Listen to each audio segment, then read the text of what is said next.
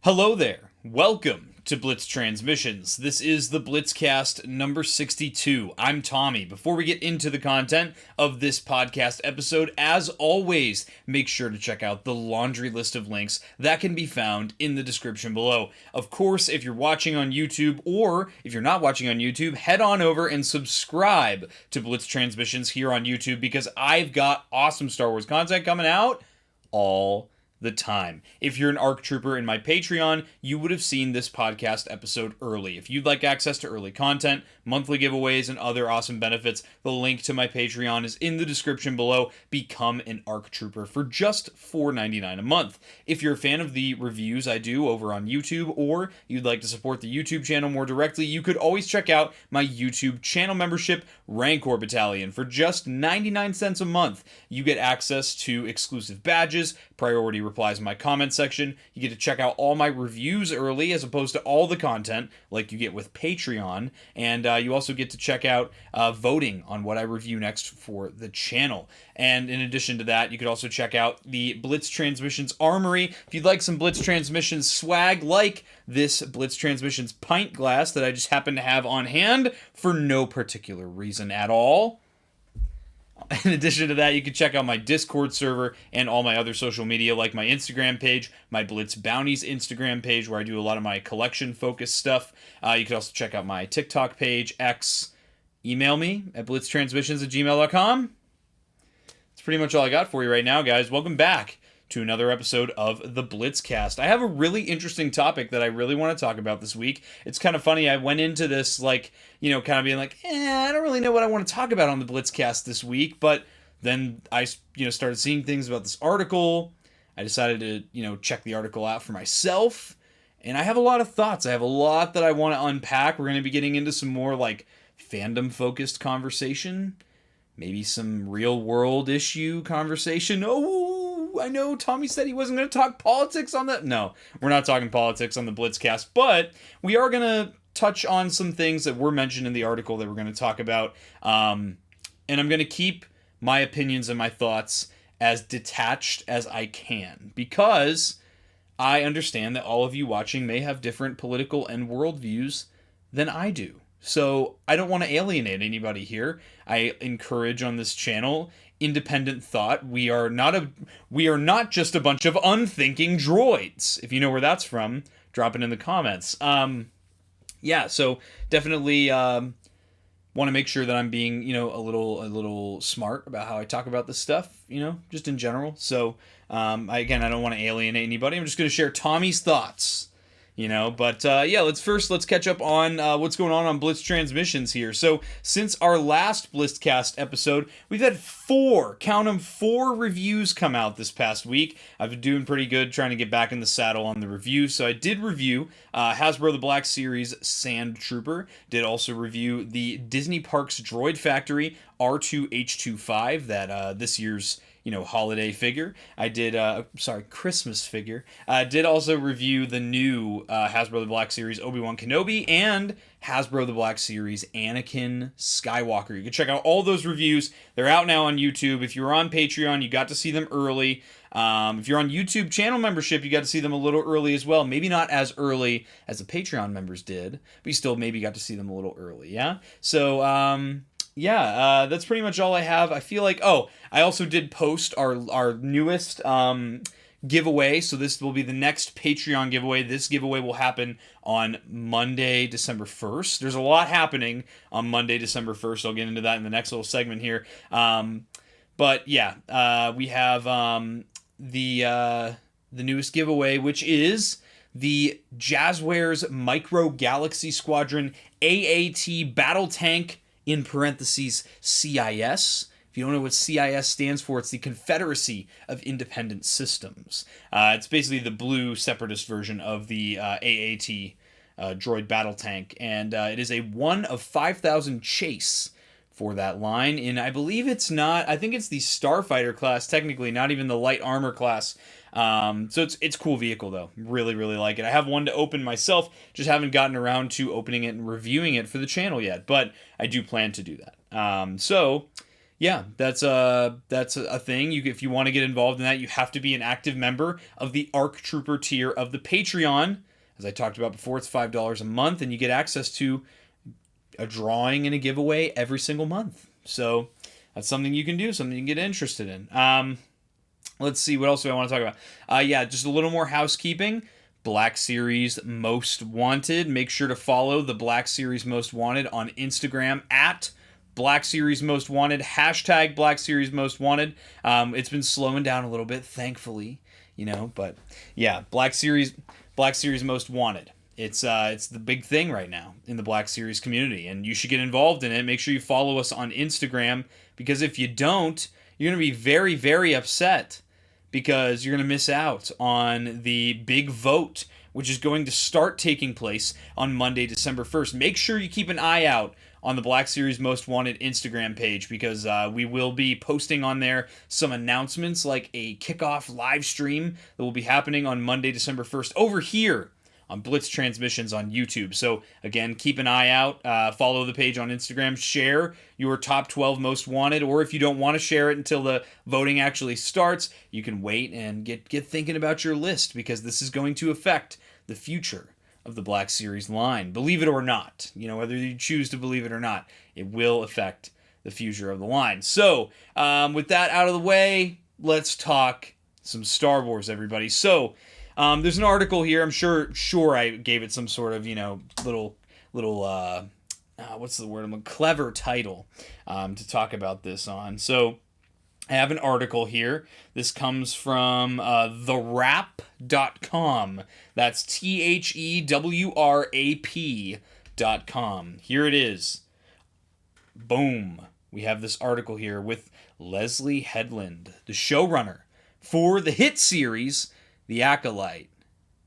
I say hit series tongue-in-cheek, but so the article is titled How Leslye Headland is Forging Ahead with Diverse Stories and Amid Industry's Rollback, and What Really Happened with The Acolyte. So, this was an article I've been seeing a little bit of buzz about on social media recently, and I figured, you know what? I'm going to do my due diligence. I'm not going to watch a YouTuber or streamer's reaction to the article. I'm going to actually use my two eyeballs, and I'm going to use my little pea brain, and I'm going to read this article for myself. It's something I highly encourage everybody that watches me does with anything in life. Do your own research, form your own opinions. Don't be a stupid little hive mind that just, is an echo chamber, and everybody just agrees with everybody on everything, because that's how we become stupid. If you want to become if you want to continue to be a smart person, challenge yourself with thoughts that you disagree with, and challenge yourself by doing your own research and coming to your own conclusions. So yeah, this article really hit me hard today, and I was reading it to Jen before my beautiful fiance, before I sat down to record this. And this is what gave me my kind of like my epiphany. I was like, yes, this is what I'll podcast about this week. And it's funny because the idea of me podcasting about this is something that I want to talk about as part of this conversation. So I encourage you all to go read the article for yourselves, because I'm obviously not going to read it word for word on camera. However, there are parts I want to talk about here. So it's mainly a Q&A. They kind of give you like a little bit of like an appetizer, like a tease in the beginning of the article, kind of alluding to some of the things that are going to be said, and then they give you the article, the interview itself, where the things in bold are the questions asked by the interviewer, and then everything below that is Leslye Headland's response. So, let me give a little bit of background if you're not familiar, because I know I have some people that watch me that haven't even watched the series. So, Star Wars The Acolyte, Disney Plus series, 8 episodes long, was it 12? No, it was 8 episodes long. It took place about 100 or so years before The Phantom Menace. Okay, so before the events of The Phantom Menace, this takes place about 100 years before that in the canon timeline. We followed mainly the story of two twin sisters. We have May and Osha Anasaea. We get into their backstory a lot. We understand they're very much like a yin and yang relationship. We get into kind of like the Jedi of the High Republic era. However, this is also like the tail end of the High Republic, where we start to get to the dogmatic Jedi of the prequel era. We see the seeds that are planted that kind of get us to where the Jedi are at in the prequel trilogy. There's this really, really cool character named Chimere, aka Smilo Ren, which I still need to make a video. I'm like 2 weeks late on this topic because I kicked the camera. 2 weeks late on this topic to talk about another Leslye Headland, recent interview / statement she made, where she said the plan with Chimere was to make him the originator of the Knights of Ren. I want to talk about that. I want to unpack that, but that's a video for a good story for another time. So yeah, I wanted to get into this. So let me first start off by giving you my personal opinion on the Acolyte. If you're not familiar, the Acolyte, I think it was one of the first Star Wars topical videos that I made. If you go to my discussions and rants playlist on YouTube and you scroll, to the beginning, I don't remember if that playlist is set up to go oldest to newest or newest to oldest. I shared my thoughts on the Acolyte, my frustrations. I was very frustrated. So I watched that show with Jen. We would sit and watch it week to week, and I was intrigued by the show for the first 4 episodes. I was intrigued. I was invested. I'll say that much. I was invested for the first 4 episodes. The 5th episode came and went. I was like, oh man, the action in this episode, amazing. That whole battle on Kofar with Chimere, the Stranger, just amazing. I really liked a lot of the fight choreography. By the end of the 5th episode, I was like, oh man, I'm in on this show. Like this show, I'm interested in this series. And then after the 5th episode, it was like whiplash. I don't know what happened, but for me, it just completely derailed. Like, I didn't know what was going on anymore. I felt like we completely lost the plot. Just, again, my personal opinion. I remember by the end of the 8th episode, other than the fight, the duel between Soul and Chimere, literally, I was like, the whole time, Jen and I were just sitting there, like, our faces all twisted up, like, what are we watching right now? Like, this, oh my, anyway, so, that's my thoughts on the Acolyte. I own every Black Series figure from the Acolyte because I love the fight choreography, and almost all of the figures come from, those scenes where you have that awesome battle on Kofar. The only ones not being Master Indara and Master Vernestra. But again, it's like, 2 cool Jedi I can just throw on the back of the shelf. The action figures themselves are phenomenal action figures, very consistently good action figures across the show's coverage. I think there's 10 figures in the line. I can actually count them. 1, 2, 3, 4, 5, 6, 7, 8, 9, 10 exactly. So yeah, we have 10 figures from the Acolyte and Black Series. I honestly recommend buying any of them. They're all really fun. Even like Basil, I don't know, just a fun. He's a goofy guy. So here's where I'm at, guys. I'm gonna get real here. So Leslye Headland does this interview for The Wrap. It comes out, I think it came out just a couple days ago, yeah? Let me check the time date on this. November 20th, 2025 at 1 o'clock p.m. Doesn't give us the time zone. But, it's been 2 days as of recording this since I came out.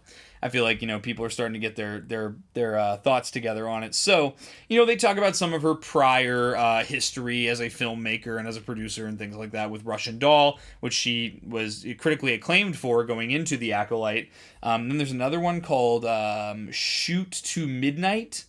I don't really know much about that. So there's a lot that's talked about in this article that I feel like is a conversation much larger than Star Wars. And we've been talking about concepts and ideas that are a lot larger than just the lore of Star Wars and, just like the toys and the community. I feel like this kind of transcends that conversation. And so I wanted to take some time on my podcast to really just get my thoughts out there and hear what you guys have to say. There was one point that Leslye Headland brought up that I really wanted to talk about here. So bear with me. I'm going to find the part here that I talk about.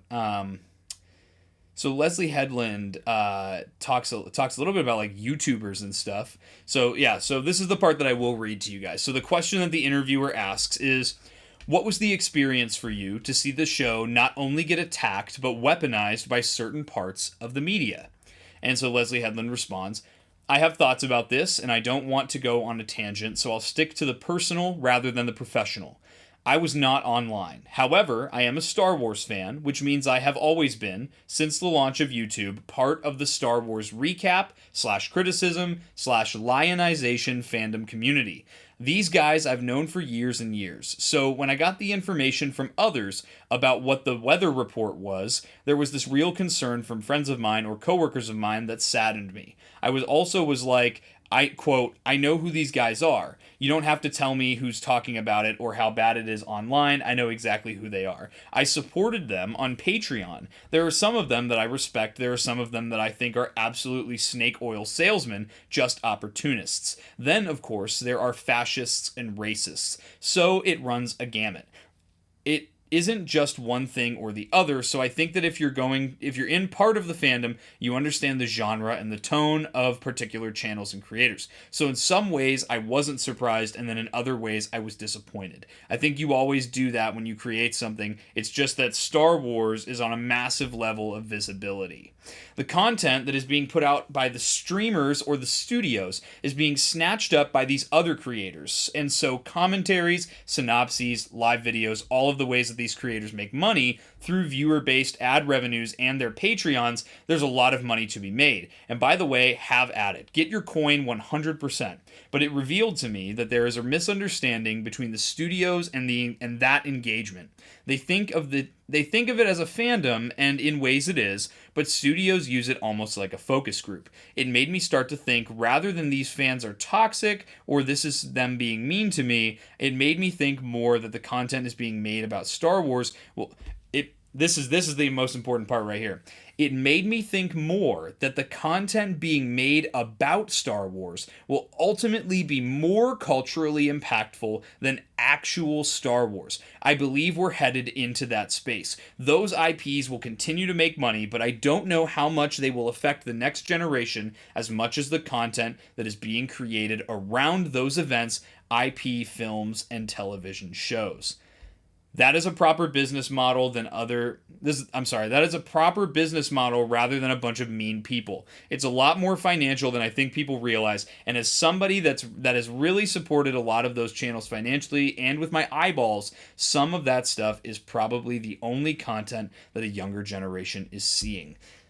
So that particular part, again, there's other parts of this article. We might dive into it here in the podcast this week, but I wanted to just read to you word for word Leslye Headland's, the question being asked to her and her unfiltered, as far as we know, response to that question. What I took away from this article kind of took me back to the vibes that I got from Leslye Headland going into the Acolyte. Very clearly, I feel like a lot of my gut feelings with her were correct. Going into the show and seeing the first few episodes of the show, I was genuinely feeling that Leslye Headland is a Star Wars fan. And whether or not you like the same things that she likes or you agree with the decisions that she made with the Acolyte, I don't know about you, but I personally caught the vibe that, yeah, Leslye Headland really likes Star Wars. And I noticed it through little dialogue references, and I noticed it through little things that were thrown into how this thing was set up in the first few episodes. I got some serious prequel trilogy vibes from the way that things were set up in those, particularly those first 2 or 3 episodes of The Acolyte. I really was catching like prequel trilogy vibes. And that, as a prequel kid, that is something that I latched onto right away. It's something that I recognized right away, and I recognized her vision with the show. And she even says in the article, in an earlier point, I believe, before the quote that I just read off to you, that it's one of those where, yeah, she had to pull reference material from like the High Republic, but also kind of the prequel trilogy, because, that's very much where the story is going.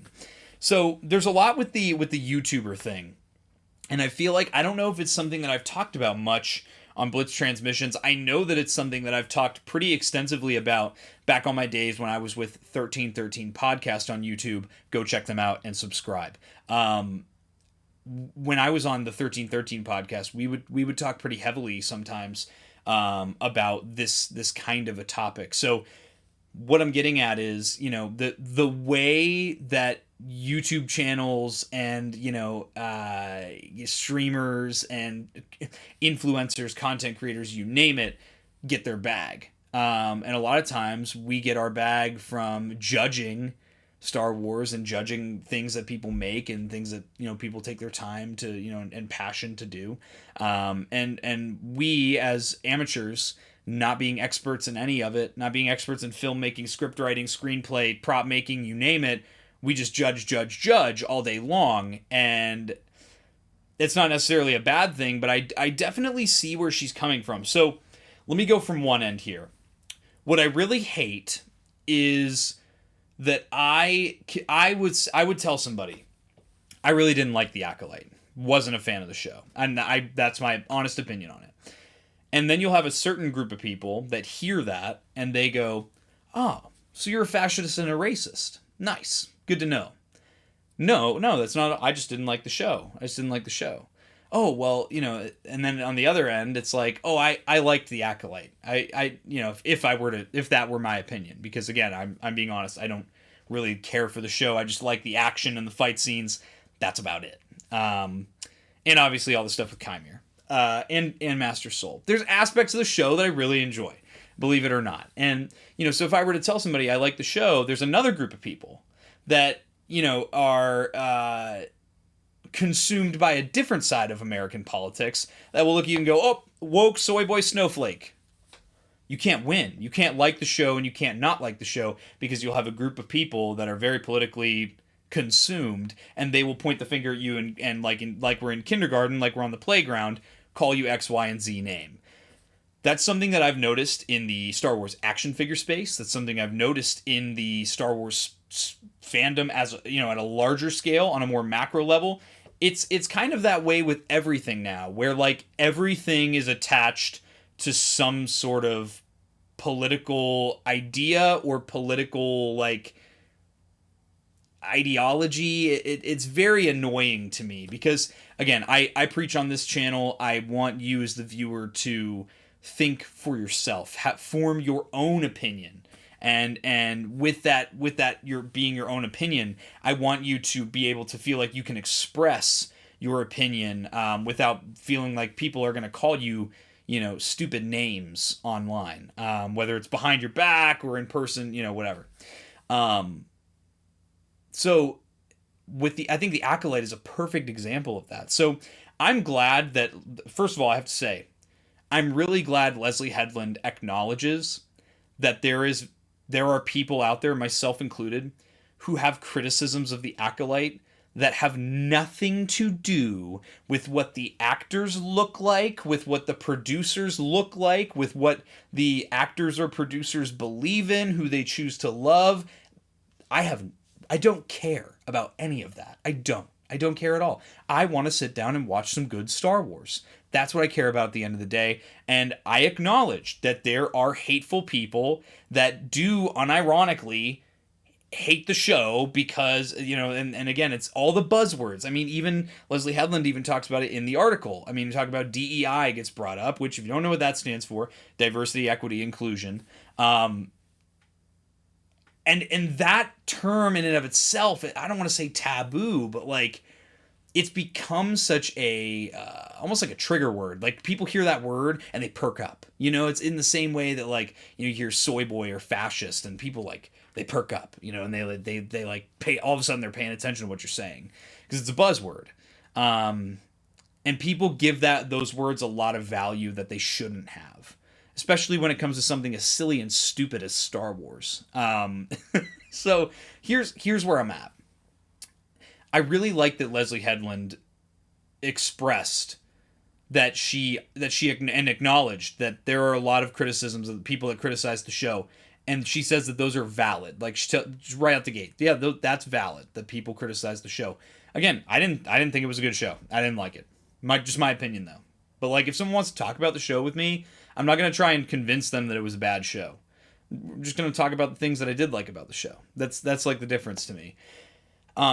And I really hated that. I remember that being like such a point of discourse, like when the show was like going on, and like as the show went on longer, and as it was like winding down, and in the weeks following the finale of Acolyte season 1, was just like this like very politically motivated debate back and forth of like, you're a woke soy boy if you like the show. You're a fascist and a racist if you don't like the show. And it's people telling other people what they think.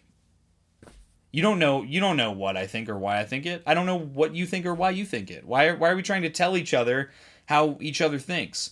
Now, when we get into the YouTuber side of things, that and the social media side of things, that's where like I found myself really agreeing with what Leslye Headland had to say, and being somebody who generally I've read a lot of her interviews, watched her on screen a lot. There's a lot that she said that I really don't agree with, but I really deeply agreed with this when she pointed out and acknowledged that there is a business model behind the rage baiting, the clickbaiting, the grifting. There's a whole business behind that. Dudes will come out of the woodwork and they don't care about Star Wars. They don't like Star Wars, but they know that they'll get a bunch of views on YouTube or Kick or Twitch or Rumble or whatever platform you're on, or TikTok, and they'll make a video and they'll use all those buzzwords that we were just talking about, those politically motivated buzzwords. They'll take a stance on one side of the fence or the other. They don't care about Star Wars itself, and instead their goal is to get views and grow their social media presence. And on one hand, while I understand that, I understand the mentality of like, hey man, I'm just trying to get my bag, that's just what it is. I also just feel like is that something that you can really be proud of? That's where I am with Blitz Transmissions. It's like, I only make content about Star Wars because I'm so passionate about Star Wars, and I love Star Wars, and I'm pretty much obsessed with the franchise. It means something so deep and personal to me that I want to share that passion and that enthusiasm for Star Wars with all of you that watch my video. Take the time out of your day, watch my videos, and especially to those of you guys that do financially support me through Patreon or YouTube channel memberships or super chats, you name it. So that to me, I can understand it from that perspective. But when you make the buzzword content, it's hollow, and it takes away you can see it though. Like when there's not that passion and that enthusiasm there. I hope that Blitz Transmissions never becomes that. And I don't think it will though, because like I make content that I want to make. I don't make content that I think will do well on the internet. Like, yeah, obviously, like in the back of my head, like I'm like, okay, I'm going to put this thumbnail together this way, or I'm going to make sure I post this at this time, or I'm going to make sure I put these hashtags on my video so it possibly gets out to more people. Yeah, that's obvious. That is part of the game, but like, I guess it's just realizing for me that like, do I sacrifice my integrity for the sake of growing my YouTube channel? I think that's something that I've struggled with a lot is, and I'm seeing it a lot online, again, in the Star Wars action figure space, and looking broader in just the action figure space in general, and then looking even broader than that in the Star Wars fandom, and then, even more macro, just any sort of niche or hobby or fandom. You have, like, people that don't actually have a deep passion for the stuff. They just want to make videos and make money off of said videos, which again, it's like, I get it. Like, I get it. If it's something that you're going to make money off of, I totally understand, wanting to push the envelope and make more money. But it's like, I truly do believe that there are repercussions to the fandom, and I believe that it does actually legitimately hurt any kind of fandom or community or niche when you choose to not think about what you say, and you choose to go the easy route, which is just a clickbait and not putting as much effort in creatively. It's just where I'm at. Like, I'll use the example of like, I make content that I'm passionate about. the HasLab Republic, this is a perfect example. The HasLab Republic gunship, okay? That was something that I was so deeply passionate about because I have such a childhood connection to that vehicle. I really wanted it to succeed, so I made multiple videos. I did a 6-hour back the lap marathon. I did multiple live streams.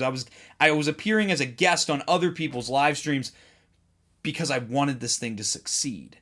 I wanted it to succeed so badly. Meanwhile, you had other people who had no skin in the game whatsoever, weren't backing it, weren't didn't care if it funded or not, throwing their hat in the ring and making a video about it and talking about it because in their mind it's like, okay, well, I can get views if I talk about it in this way. So there were people making negative videos about the Republic gunship that didn't even care about either Star Wars toys in general or the Republic gunship at all. You can find those videos on the internet. I've watched them on YouTube. And when I see that, but then I look at the comments, right? And I'll see people just taking what that person said, and then I would see them in like a positive video about the Republic gunship, and I'd see that same person with that same little username comment on that video and just regurgitating things that they heard from the hateful video. And that is where I think it's the selfishness of wanting to get that bag and grow your platform hurts the fandom on a larger scale. And I've been saying this on Blitz Transmissions, especially here on the Blitzcast. I've been saying that we as content creators need to be mindful of what we say, how we say it, and what message we're trying to get across to our viewers, because people go out of their way to watch our channels for a reason. It's not just people just so happen to pick us up at the same time every single day or every single week on the same platform, go out of their way, send us money, you name it. It's because they value what we have to say.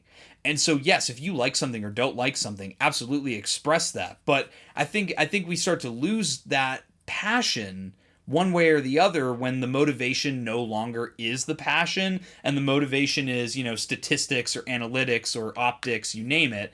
And it makes it really, really hard to juggle. I mean, I see videos out there that get millions of views, sometimes tens of millions of views of just people just taking a dump on this or taking a dump on that. I mean, I still see people make videos about how much they hate The Last Jedi. I'm like, dude, that movie is 8 years old, about to be 8 years old now. And we're still like dumping on that movie like it just came out yesterday. But every single time someone makes a Last Jedi video, there it is. And it's got, 100,000 to 500,000 views.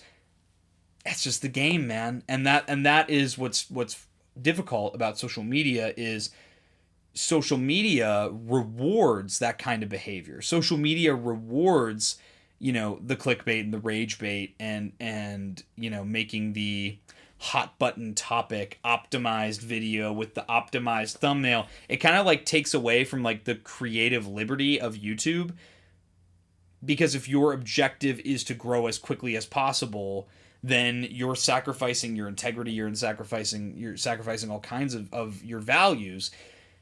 And that's why I feel like it's important to keep a moral compass with something like social media if you're making content. I mean, I've talked so much about my faith on the Blitzcast recently, and I think using my faith in application and my values that I've learned as a Christian and application really show, I believe, with the content that I make. I make content about something I'm passionate about, and I do have a firm stance on that. I believe that there is a certain way that things should be said. I believe that there's a certain decorum that you should have when you're making content, especially the larger of an audience you have. I feel like it's even more crucial, even more important. And so all this to say, I think Leslye Headland was really had, putting her money where her mouth is. And I really agree with what she had to say, where social media has become such a business model now, and people, they've figured out how to crack the code and make money that they don't care about. They don't care if Star Wars succeeds or fails. They don't care if the projects are good or not. In fact, they're kind of banking on the projects to be bad so they have something to complain about. And I see it everywhere on YouTube. I know if you're watching me, I know if you're watching this podcast right now, I know you know who I'm talking about. Like, there's YouTube channels that we used to watch when we were kids that, we're all about the passion, and now that money's involved, all of a sudden people are willing to lie, cheat, and steal to make their way to the top. We lose that integrity, lose that. People want to be in control. People want to be the top dog, king of the hill. And so in that way, I think that Leslye Headland is absolutely on the money when she talks about, the reception to the Acolyte. I wholeheartedly agree. Because that's the thing, is anytime I've ever tried to talk to another Star Wars fan, like a stranger, about the Acolyte, the first thing out of their mouths is one way or the other. Oh, well, if you don't like the show, you're a fascist, and if you do like the show, you're a snowflake. And it's like, okay, wait a minute. What is the name calling? You're putting people in boxes. You're generalizing people. That's not what Star Wars is about. Star Wars is not about generalizing people. We learned that. How many times have we learned that? I mean, watch the Clone Wars. Watch Rebels. Watch Andor. Watch all these shows where it's like we all have this shared love for Star Wars, and it's being ruined and being poisoned by, and being perverted by people online going out and pointing a finger at another group of people and saying, you're this if you feel this way about this Star Wars. Oh, you're this if you don't feel this way about this Star Wars. And I feel like it's really contributing to an already increasingly toxic environment online. I mean, I've experienced it firsthand. I've been experiencing it on the regular firsthand, especially recently. Where it's like you have an opinion on somebody that maybe you like or don't like, and then all of a sudden you start telling other people about it, and because people respect you and respect what you have to say, people will do crazy things. It's like radicalization. And we see it in the real world all the time.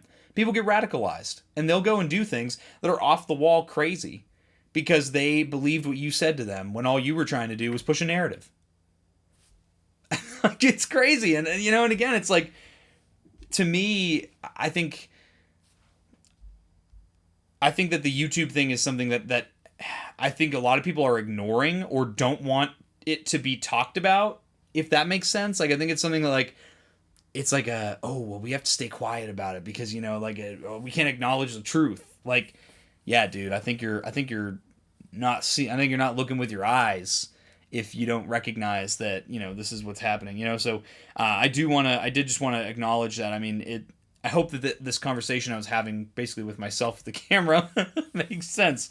But yeah, I mean, it's not about, and this was the part too, and I'm pulling up the article again, Leslye Headland specifically saying, where is it? I need to find it. It's such a good line. Let's see. Yeah. Let's see. Come on. I gotta find it. There we go. I believe we're headed into that space. Those IPs will continue to make money, but I don't know how much they will affect the next generation as much as the content that is being created around those events, IP films, and television shows. Boom. She hit the nail on the head there. I mean, yeah, it made me start to think, rather than these fans are toxic or this thing is being mean to me, maybe think about more that the content being made about Star Wars will ultimately be more culturally impactful than actual Star Wars. Oh, that's crazy. I mean, dude, just that to me is very profound. And I love the way that Leslye Headland worded that. That was just, I don't have much more to say on that particular point of this article, because I feel like she did such a good job of articulating what she said there. So well done, because it's so true. It's what I've been sitting here saying for the last 20 minutes now. It's exactly that. It's that we are it's not even about, there are people online who will lie about how they actually feel about something, because they know that if they have that opinion, it won't get as many views as much as rage baiting or clickbaiting will. So they'll rage bait and clickbait when they don't even actually feel that way. But then because people watch them and value what they have to say, people go out into the world and then they actually have this opinion on this thing that this person talked about on YouTube, when all the person on YouTube is trying to do is bring up their analytics on their channel. It's self-serving, it's greed. It literally is greed. It literally is greed because you're trying to serve yourself, and then, people aren't thinking for themselves, and they just go out and say things. You can go point the finger and blame it at the audience. No, you're the one putting the narrative out there as the content creator. So you can't turn around and blame all the viewers. Oh, stupid viewer, you took what I said at face value. Duh. People see us as content creators as a voice of authority here. I mean, to me, it's common sense. So I really enjoyed hearing Leslye Headland say that. And then there was this part, so, the question here is, was the cancellation decision shocking to you? Did they explain why? Was it viewership or creative? And she says it was kind of both. And I won't read the whole thing here, but she does say that the show was kind of trying to do a lot of things, and that they were trying a lot of firsts, and that she felt like they kind of went maybe a little too far with, trying to make it new and different. Let me see. I'll just pick out a little direct quote from her answer here. I feel like for a launch of a first season show that was trying different things, I think it could have been worth it to allow the audience it was meant for to find it. So again, she says, but that wasn't up to me, so I fully respect the decision, even if I'm sad about it. So, I mean, I think we all could tell that, by the end of season 1, they were building up some hype for a potential season 2. It's funny because while I don't like the Acolyte, and my reasons for not liking the Acolyte are I didn't like Osha and May's story. I thought it fell flat by the end. I like the idea that they are kind of like yin and yang, but I really didn't think it was executed well. I thought that a lot of stuff, I said it like this. This is how I described it like a little over a year ago when I talked about it on Blitz Transmissions. It's like we have a swimming pool, right? But instead of having a deep end, and we get to dive into the deep end on a couple topics, and then, a lot of series will dive into something, but then they leave all the shallow waters, that we'll get into later. I feel like we jumped into so much stuff, and as the show went on, it just kept growing and growing and growing, and we had just a kiddie pool where we just were able to get ankle deep into the water, and we were never really able to dive deep into anything. And that is where I feel like I ended up losing interest in the Acolyte, because I felt like it was going one way, and I felt like I was being led one way as the viewer. And then over time, it was just getting in so many different directions and trying to do so much all at once that I felt like I was kind of dizzy by the end of it. I was like, my head was spinning, like, where are we even going? What is the direction here? That's my thoughts on that. And I think that to say that's where I disagree with her. You know who the audience of Star Wars is. That's an opinion that I also have about, like, the influencers that Lucasfilm chooses to bring out to their red carpet events. I'm not saying that Blitz Transmissions should be the one that gets picked over someone that has a massively larger following than me to, get sent out to a red carpet event, but you can just tell that the people that they're inviting because of their social media numbers and not because they're passionate fans of the franchise. I say this all the time too. I mean, think about the article that came out where the Black Series Slave Leia figure was getting criticized. Guess who wrote that article? Someone that doesn't buy action figures and doesn't care about action figures. Guess who's getting upset about the fact that a Slave Leia figure exists? People that don't buy action figures and don't even care about Star Wars. Guess who gets upset about Mola Ram not being made in the Indiana Jones Adventure Series line? People that get upset about it not being made are Indiana Jones fans who grew up with the Temple of Doom. And for me, as someone who the Temple of Doom is my favorite Indiana Jones movie, I mean, I had a huge Indiana Jones phase as a kid, if you didn't know. And I would watch those movies on repeat. I'm pretty sure I scratched the DVDs because I'd watch them on my little mobile DVD player. Anyone knows the Sylvania mobile DVD players. But yeah, it was just one of those where, like, people that get upset that it's being made are the people you're not buying action figures, you're just looking for things to be upset about, in the same way that these people on YouTube are getting upset about Star Wars when they don't even really know about the depth of Star Wars you can get into here. I mean, I remember the Ki-Adi-Mundi debacle during the Acolyte, and I remember making fun of it on 1313 podcast. Like, no one knew who Ki-Adi-Mundi's. I mean, let's be real. Like, even like diehard fans, no one really cared about the Sarian age length of the male Sarians in with Ki-Adi-Mundi. People just looked for that tiny detail, saw that Ki-Adi-Mundi was put in the Acolyte, and they're like, well, what the hell?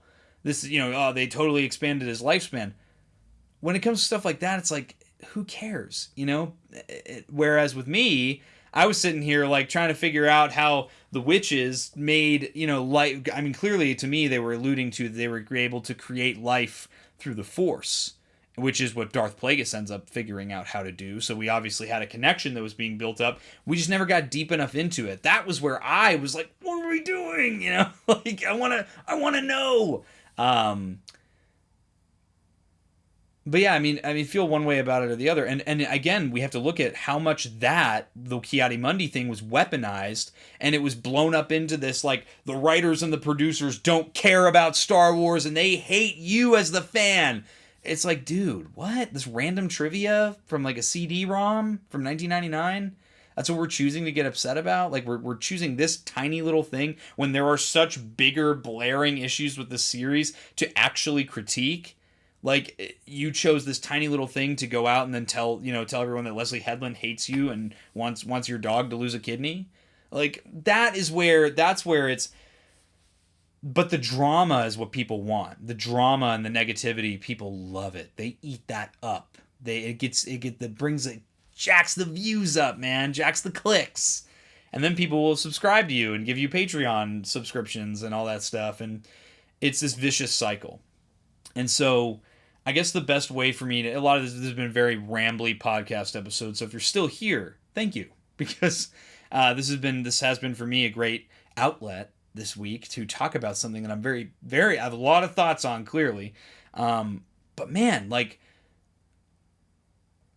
as for being someone who has disagreed with Leslye Headland on so many things, that I've disagreed with so many things she said in interviews. I've disagreed with, her reaction to, again, the show. I mean, I remember being like, so just like rolling my eyes at like Amanda Stenberg's reaction to, the negative reaction to the show. She chose to focus on like just this small group of people that were being very loud online about actually being like, actually being racist toward her about her involvement in the show.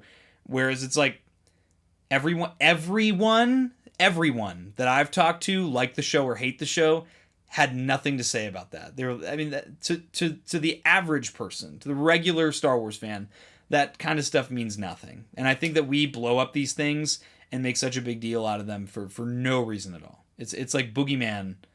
It's like the buzzword, the boogeyman word. It's like, oh, if I say this, then I get my point across without actually having to explain myself.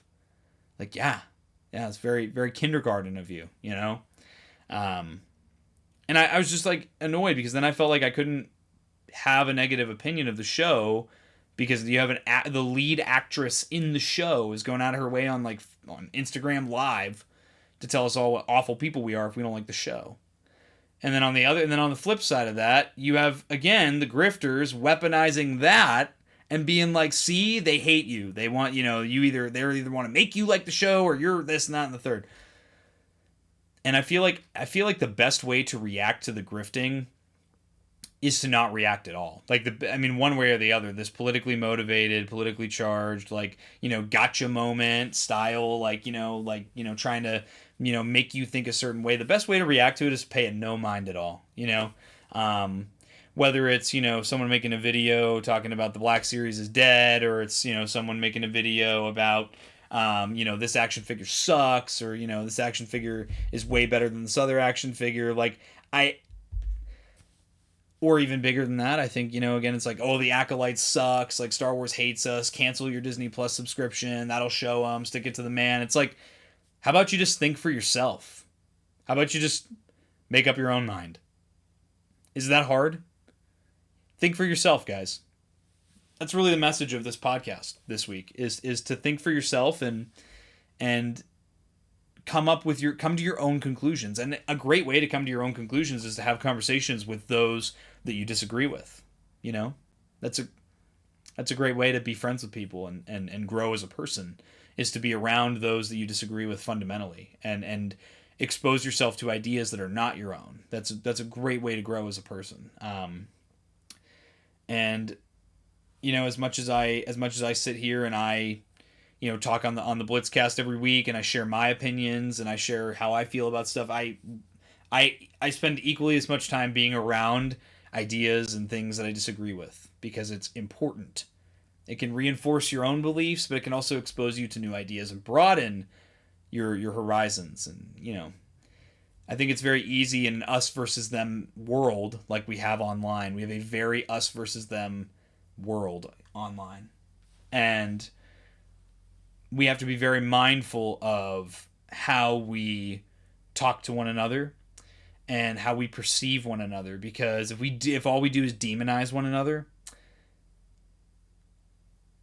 then we're only doing this. We're taking this already small fandom or niche, respectively, whether it's Star Wars or action figures, and we're just pulling it all apart.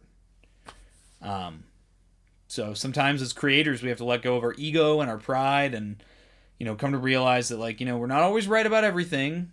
I like to think I'm right about everything, but I'm not. And, just coming to realize that we serve a purpose. We're not just people that are here for no reason. I say that in a religious sense, and I say that in a Star Wars sense. Luminous beings are we, not luminous beings are we, not this crude matter. I think that's a great quote to close off this podcast episode. So we are more than just people that make videos. You guys in the community, you're more than just a person that likes Star Wars. We're all fans. We're all in this shared family of Star Wars fans. Like each other or not, agree with each other or not, we're stuck here with each other, Or there's always going to be people that disagree on things. And it's all about learning how to be mature and be an adult and learn how to accept. Like, in my opinion, I felt like Leslye Headland's responses, for the most part, as much as I disagreed with some of the things she had to say in the article, I felt like it was a very level-headed response to a lot of the stuff. I mean, her even saying, like, I used to be a Patreon member to some of these YouTube channels that, like, dumped all over my show. Like, but I think that speaks more to that the idea of what you can do with social media has changed. It's so much less about passion now, and it's so much more about getting that bag, man. I know I've said it a few times now, but it's the truth. It's more about getting that bag now. So I hope that I give off genuine enthusiasm and passion for Star Wars and action figures and toys. And I hope that I feed that into you as the person watching or listening or whatever you guys do, however you consume my content. But yeah, with that, realize that you have purpose, 1. Number 2, acknowledge that not to take everything at face value, especially online. And 3, luminous beings are we, not this crude matter. I'll leave you with that. So, guys, thanks for listening to me babble for the better part of an hour now. And I hope you guys enjoyed. I hope I got enough into it. I feel like I've talked about what I wanted to talk about here this week, and I hope you guys enjoyed. If you did and you're not yet subscribed, of course, subscribe. Check out all the links in the description below. Get ready. There's some big, exciting stuff coming before the end of the year for Blitz Transmissions. We're continuing to grow very quickly, and I'm very thankful for all of you in the Blitz Brigade. So guys, I hope you enjoyed this episode of the Blitzcast. I'll catch you for the next one, and may the Force be with you. Breaking off. All units, fire at will. 1, 2, pick a target. Too many, Captain. Watch your stabilizer, Gold 6. Anybody cover me. I got 2 vultures on my tail. Gotta hold them here. Watch your left. I can't shake them. I'm hit. Where's our reinforcements?